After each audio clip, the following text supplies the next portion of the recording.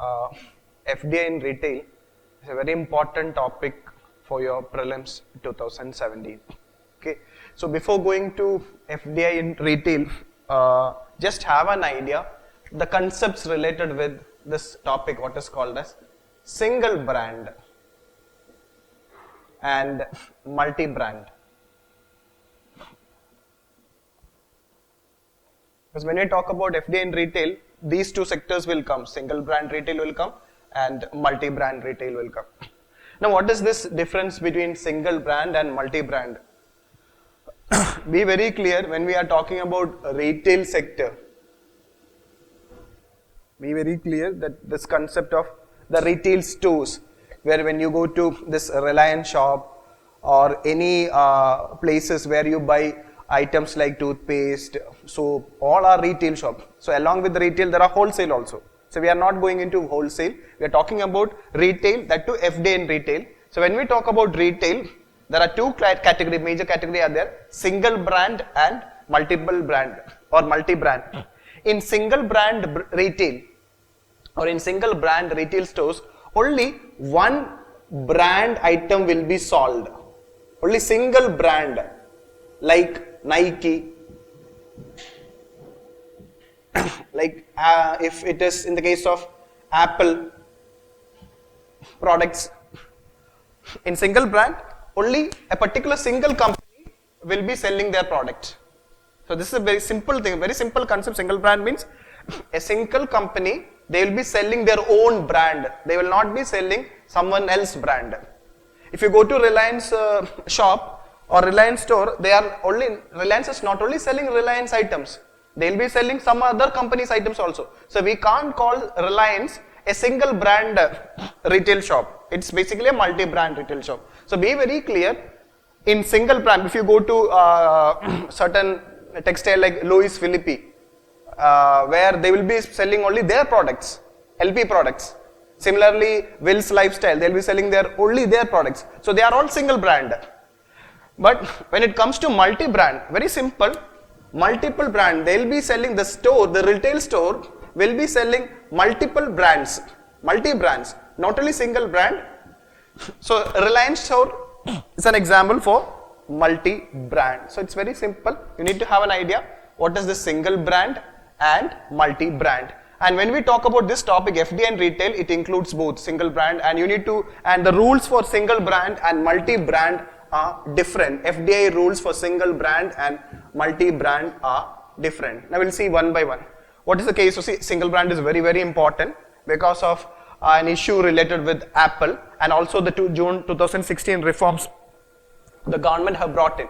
Now we'll see that in relation to, when we talk about FDI, I told you we have to see the routes, in which route FDI is coming in India, whether it is automatic route or approval route. We have already discussed what is this automatic route and approval route. So in case of single brand retail, try to understand that 100% FDI is allowed. Be very clear. In relation to single brand retail, 100% FDI is allowed, but there are the approval route mechanism is different. The mechanism is different in the sense that if a question comes and in single brand retail 100% FDI is allowed, that's a true statement, that's a correct statement. But you need to be very clear that up to 49%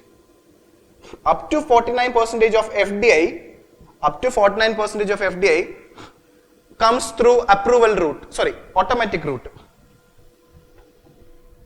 So up to 49% of FDI, so it means that when I say automatic, approval is not required. The foreign investor can invest up to 49% in any Indian company without the government permission. It's automatic, the investment is automatic.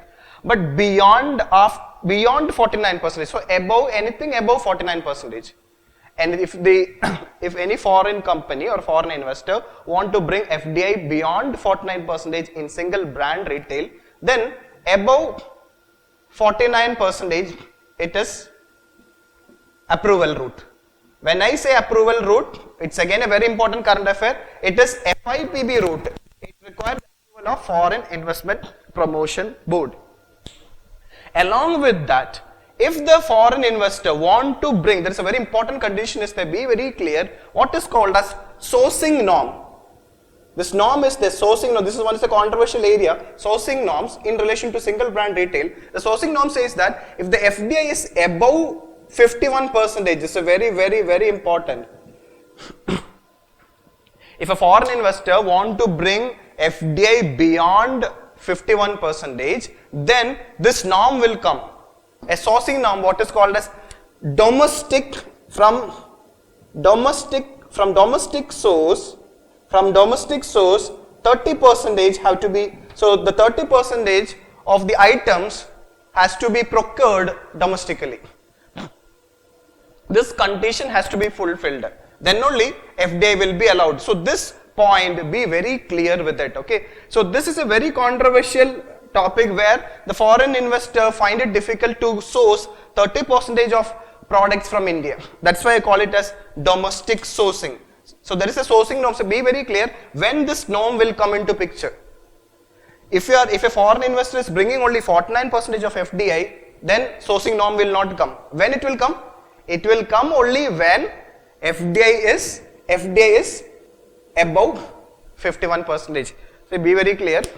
UPSC will ask these types of word. Okay, they will say that for every single brand retail investment, sourcing norm is there. That's wrong. Sourcing norms will come into the domestic sourcing norm of acquiring 30% of the source items has to be from domestic territory or within India. That will come only if the FDI in single brand retail is above 51%. Now regarding the route mechanism, up to 49% it is automatic, and beyond 49%, that is above 49, it will come under approval. And if it is above 51%, then along with this approval route, this domestic sourcing norm will come into picture. So these 3 points are very important under FDI in single brand retail. Then in another important current affair regarding single brand retail is that what happened? For example, cutting edge technologies. See, be very clear. See, I'll give you an example with Apple, iPhone.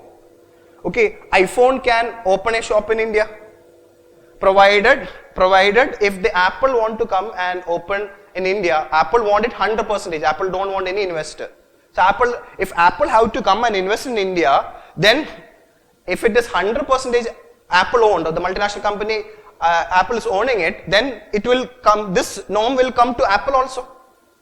It means that then Apple will say that, yeah, see, it's not possible for me to, how the Apple mobile phone or the Apple company, if they want to produce iPhone in India, how can they source 30% from India?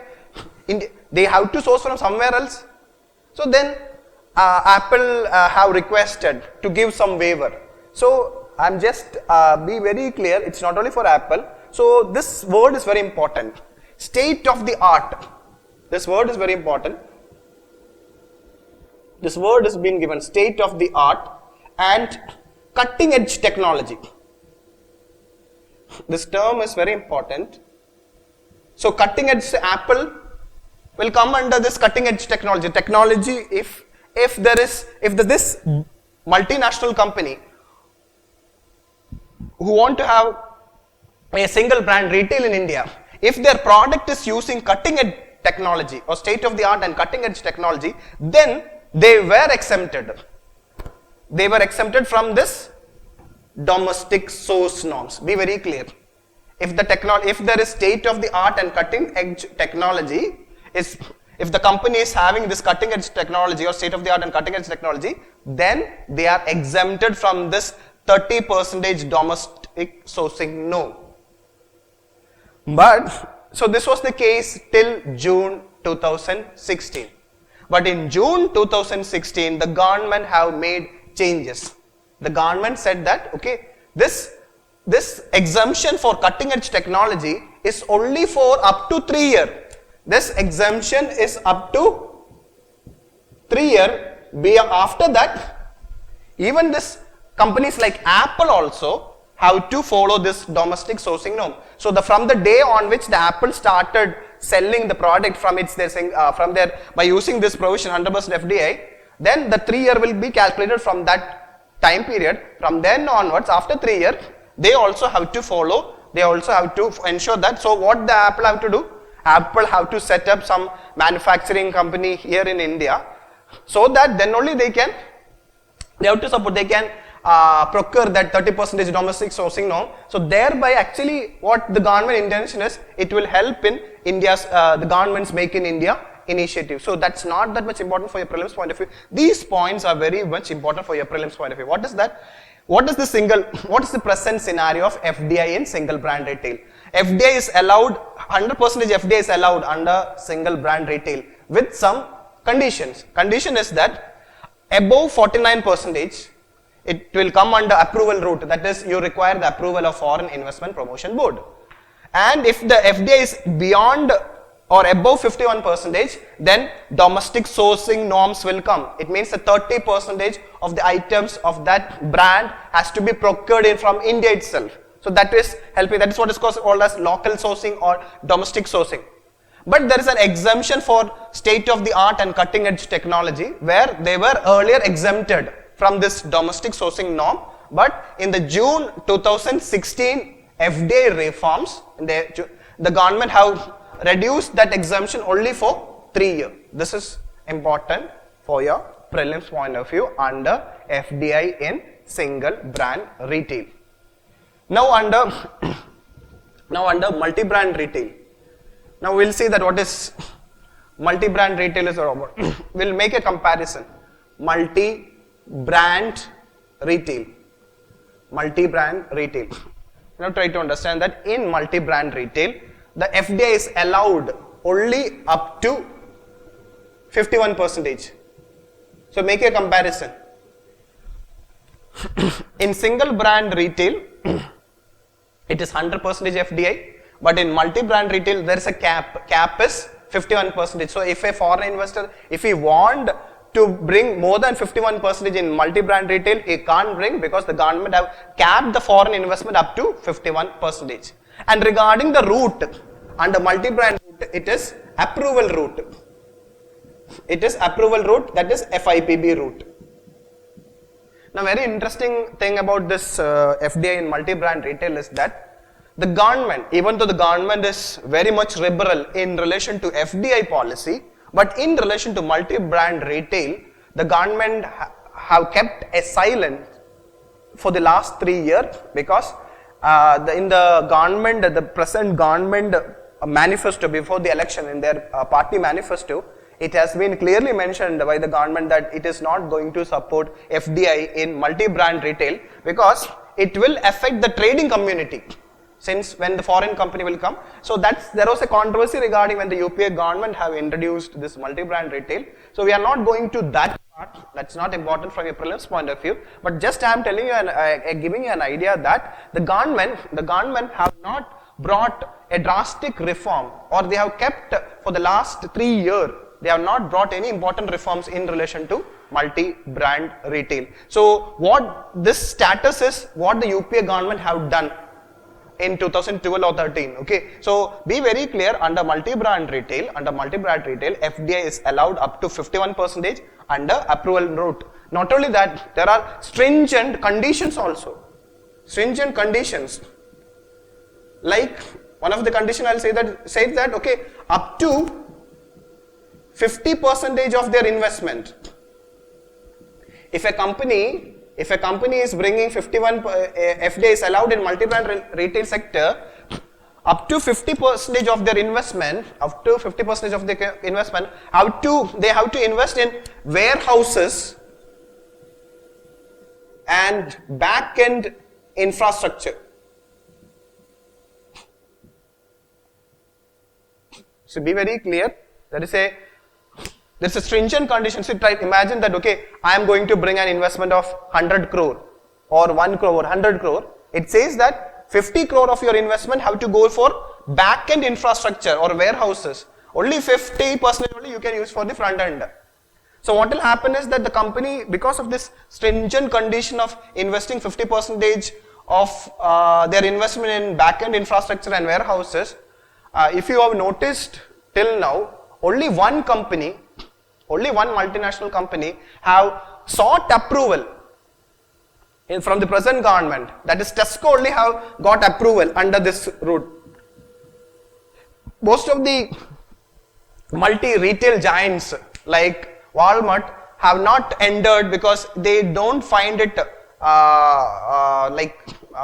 comfortable in doing business in multi-brand retail with this stringent condition. So multi-brand retail is still you can say under status quo. It is not moved beyond what the UPA government have done. But from the examination point of view, two things are very important. Try to understand that FDI in multi-brand retail is up to 51%, but in single brand it is 100%, but the route is approval. That's what is required for your generally what is FDI in multi-brand retail. But in relation to in June 2016, the government have made some changes in relation to multi-brand retail. Not directly multi-brand retail, what you can say that multi-brand food retail. It's very important. Multi-brand food retail. Make a comparison between multi-brand retail and multi-brand food retail. It is in this retail shops only food items will be sold. That is what is called as multi. So in this case, not only food items, non-food items also can be sold. If you go to Reliance store, there not only food items are there. You have toothpaste, you can see soap, shampoo, other items like that. Even television also you can purchase it. If you go to any mall, you can see that all the products which is required for a home, both food items and more non-food items will be available. So for that, FDI is allowed is 51%. But in relation to what I am trying to say is that this is very important. More than multi-brand retail, multi-brand food retail is very important because the government have made some lot of changes in June 2016 in relation to multi-brand food retail. What it has done is, it has allowed 100% FDI. So be very clear. The government have allowed 100% FDI in multi-brand food retail. So don't get confused, okay? In multi-brand retail, FDI allowed is 51%, but in multi-brand food retail, so but with the condition that, be very clear, what is food retail? Food retail means only food products can be sold.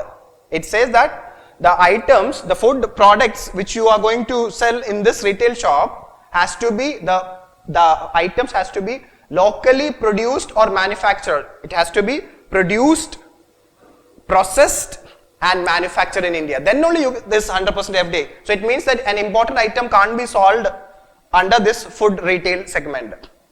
The condition is the food products has to be produced or processed or manufactured in India. If this is allowed, if this condition is a very important condition, produced or processed or manufactured in India.